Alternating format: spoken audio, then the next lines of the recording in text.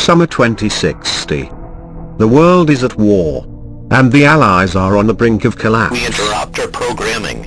This is a national emergency. Important details follow.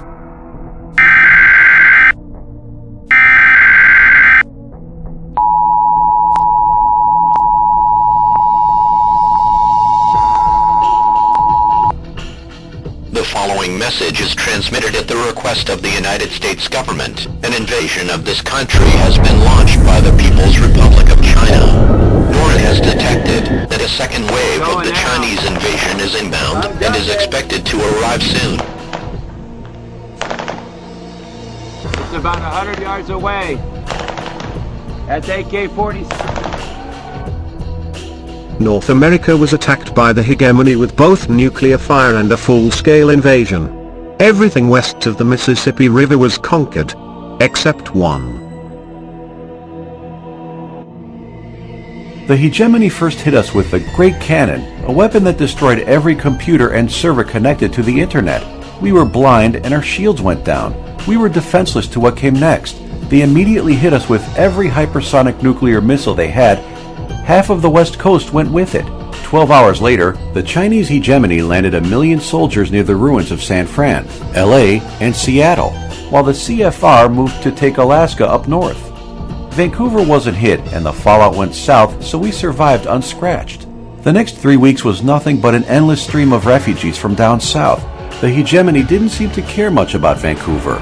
They just pushed inland, pulling straight for the Rockies, attempting to destroy the remaining bits of the US military.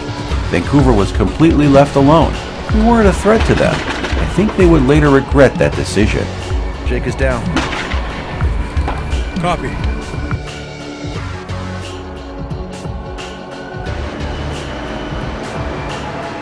The Allies managed to stop the Hegemony invasion along the Mississippi River.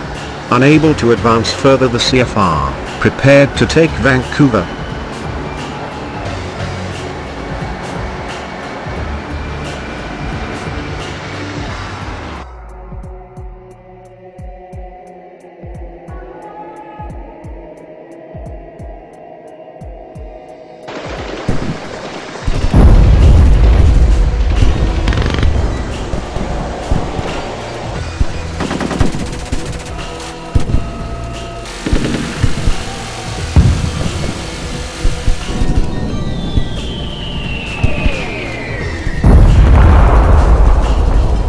The Allies could not hold Vancouver.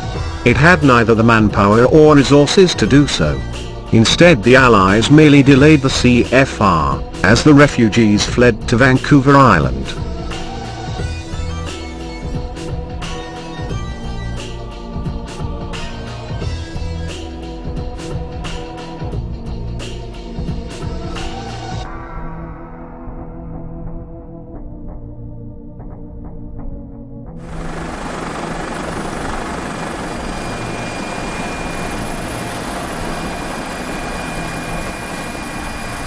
Vancouver was conquered, but the island remained free.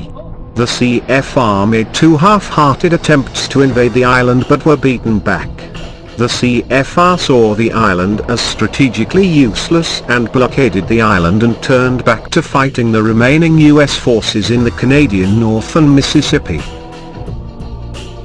Vancouver Island was isolated and surrounded by the enemy. It had become a fortress of 24 million people, almost all of them refugees. The island had become a base for the Allies to launch special forces attacks on occupied America, and as an emergency landing area for Allied aircraft. The Hegemony wanted to conquer the island, but after their first 2 invasions were repelled, they simply blockaded the island and planned to starve the population into submission. The Allies launched Operation North Star to prevent the complete collapse of Vancouver Island, and the Allies supplied the island with food, ammunition, and medicine from the air and from orbit. Thousands of Allied aircraft were shot down in the operation, but just enough supplies went through the blockade to keep the island from collapsing from mass starvation. When the siege on Vancouver Island was finally lifted in 2065, only 7 million people remained.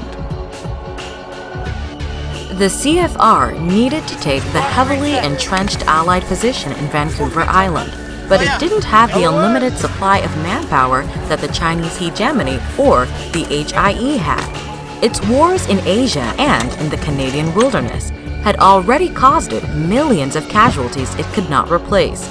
It had to find a more creative solution to keep on fighting in North America. The CFR normally would rely on its technological edge, but it was preparing to help the HIE invade the European Union.